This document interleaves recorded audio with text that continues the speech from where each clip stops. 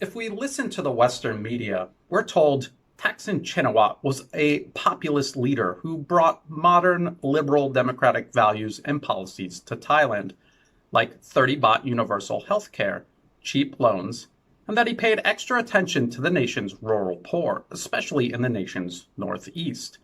However, none of this is true. Thaksin was an abusive, authoritarian leader who used other people's policies to buy his way into power. He exploited people's poverty, preyed on their hopes, and abused his power in ways no Thai leader had done before or after his time in office. The 30 baht healthcare program, for example, many credit Thaksin and his party for, was actually developed by Dr. Sangwan, who had been working on it since the 1980s. Thaksin adopted it along with a raft of other populist policies simply to buy his way into power. And if you doubt that and doubt Thaksin had no real interest in actually helping Thailand and its people, let's just take a look at his track record, both while in power and ever since, as he attempts to claw his way back into power since being ousted by the 2006 military coup.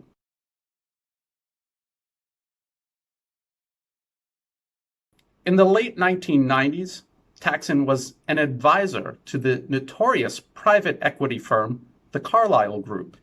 He pledged to his foreign contacts that upon taking office, he would still serve as a matchmaker between the U.S. equity fund and Thai businesses. It would be the first of many conflicts of interest that would undermine Thailand's sovereignty under his rule. In 2001, upon taking office, he began privatizing Thailand's resources and infrastructure, including the nation's oil conglomerate, PTT, much to Wall Street's delight. In 2003, he would commit Thai troops to the U.S. invasion of Iraq, despite widespread protests from both the Thai military itself and the public. Thaksin would also allow the U.S. CIA to use Thailand for its secret global prison network. Also in 2003, he initiated what he called a war on drugs. Over 2,000 people were murdered in the streets over the course of just 90 days. It would later turn out that more than half of those killed had nothing to even do with the drug trade. This act alone, Thaksin became the worst human rights offender in Thailand's history, and still, he was far from finished, because next year, in 2004, he oversaw the killing of 85 protesters in a single day during his mishandled, heavy-handed policy in the country's troubled Deep South. The atrocity is now known as the Tak Pai incident. Also in 2004, Thaksin attempted to push through a U.S.-Thai free trade agreement without parliamentary approval.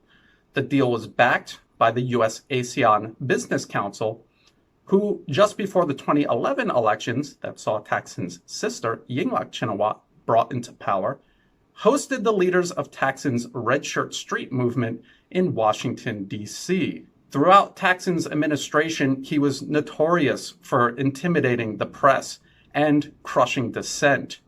According to even Amnesty International, who now covers up for his supporters and their abuses, even they admitted 18 human rights defenders were either assassinated or disappeared during his first term in office. Also throughout Thaksin's administration, the Committee to Protect Journalists, or CPJ, claimed in its report that his government was guilty of financial interference, legal intimidation, and coercion of the press. In a leaked 2006 U.S. diplomatic cable titled Thailand's Deal of the Century, Temasek buys out PM's Shincorp, U.S. diplomats would admit that Thaksin sold his telecommunications company, Shincorp, to Singapore on the same day that an amendment to the Telecommunications Business Act he had signed off on the previous week came into effect. What he basically did was change the laws to suit his personal business interests on a Friday, and then he sold his company to foreigners on a Monday. And he used his position as prime minister to change the laws solely for his own profit.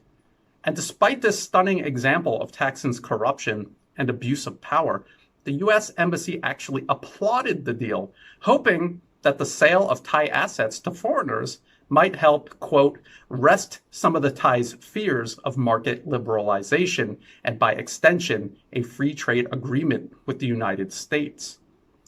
Because that's what Thaksin Shinawatra was all about. He was all about selling Thailand out to foreigners. Now, since the 2006 coup that toppled his government, Thaksin has been represented by some of the most powerful lobbyists in Washington. This includes Kenneth Alderman, who also chairs National Endowment for Democracy's subsidiary, Freedom House, and also James Baker, who, like Thaksin, belonged to the Carlye group. There was also Robert Blackwell, Bell Pottinger, and Robert Amsterdam of Amsterdam and Partners. Now, Amsterdam was probably the most visible and aggressive foreign lobbyist managing Thaksin and his attempts to return to power. He also represented Thaksin's violent red shirt movement here in Thailand and even worked with Piabut. Here's a photo of Amsterdam in the front row of an event Piabut and others organized at Thammasat University back in 2013. And this was the beginning of what would eventually end up being the Future Forward Party and the current mobs we see in Thailand's streets today. In addition to all of this, Thaksin Shinawatra, in his bid to return himself to power, had constructed what he called the United Front for Democracy Against Dictatorship, or the UDD. These are the red shirts that I've been talking about. It's a street front, but also militant wing of Thaksin's political machine. And through campaigns of mass murder, assassinations, terrorism, and other forms of political intimidation, they carry out Thaksin's agenda here in Thailand. They were behind the 2009 and 2010 riots. In 2010, between 300 and 500 armed militants would trigger gun battles in Bangkok with Thai troops that would leave over 90 dead. In protests against Thaksin's sister, Yingluck, in 2014, these militants would take to the streets again, killing nearly 30 people. It was violence that eventually triggered the coup that finally ousted Yingluck from power. And that's the coup that these protesters are still complaining about today. To this day, Thaksin continues interfering in Thailand's political affairs. Despite being a fugitive hiding abroad, he still openly runs the largest opposition party here in Thailand, Pheu Thai. He also created a number of smaller nominee parties, which includes Thanaton's Future Forward, now known as Move Forward Party. Thanaton even admitted before the 2019 elections that he had voted for Thaksin's Pheu Thai party in previous elections. He admits he attended Thaksin's red shirt protests, but then he denied being a nominee of Thaksin and Pheu Thai. Why split the vote? We are no nominee to Pheu Thai party. I voted for Pheu Thai before in the last election. I always joined the red shirt protest back then. The idea of forming a new party for me is very simple. Pheu Thai no longer represent my ideology. Of course, Thanaton's political headquarters is located literally next door to Thaksin's. And despite claiming he is no nominee of Thaksin and Pheu Thai literally nominated him as their candidate for Prime Minister during the 2019 general elections. Today, we see Thaksin's red shirts, members of his political party, all directly involved not only in the ongoing anti-government protests in Thailand, but also with the U.S. government-funded fronts, supporting every aspect of these protests. Here are members of Thaksin's political machine, past and present, signing U.S. government-funded ILAW's petition to rewrite Thailand's constitution. This was earlier this year. Nothing that happened under Thaksin that was actually good, like the 30-baht universal health care plan, was canceled or cut when he was ousted from power. It's all still there, and in many ways, it's been improved upon ever since. What was cut was his vote-buying schemes, free money he flooded villages with when they voted for him, all the massive corruption, the death of thousands, and the very real harassment, disappearance, and death of his critics. Thailand has suffered and is still suffering because of Thaksin Shinawatra, and those claiming he's some sort of democratic figure are forced to skip over virtually everything he actually did and is still doing.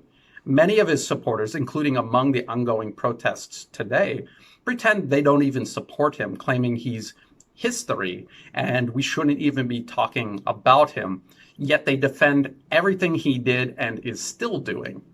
People like this cannot be trusted to run a nation, and they shouldn't be. Now, the Western media continues to promote Thaksin as democratic, progressive, and liberal, covering up all his human rights abuses, his selling out of the country to foreign interests, his eagerness to volunteer Thailand as a partner of Western foreign policy, and his immense self-serving corruption. And they do this all because they want him, or someone nominated by him, in power to serve U.S. interests once again, just as Thaksin did when Prime Minister from 2001 to 2006. This is a good example of how the U.S. builds up client regimes all around the globe. You know, the propaganda building up their image, the use of fake rights groups to quietly bury his abuses, lobbyists and foreign government-funded opposition groups used to aid them into power, and even the use of covert violence to do so. And as always, the key to countering this, to countering the propaganda and outright lies told by the Western media throughout this process, and getting Thailand's side of the story out to the world, is to create and support alternative media. Please check the video description for an extensive list of the links to references and evidence for this video. There's also information in the video description on how you can support my work, including a link to my Patreon account. And there you can not only donate money, but you're actually going to get benefits in return for doing so. Please like and share the video if you thought it was useful. Subscribing to my channel really helps it grow, and I really appreciate that. And as always, thank you very much for watching.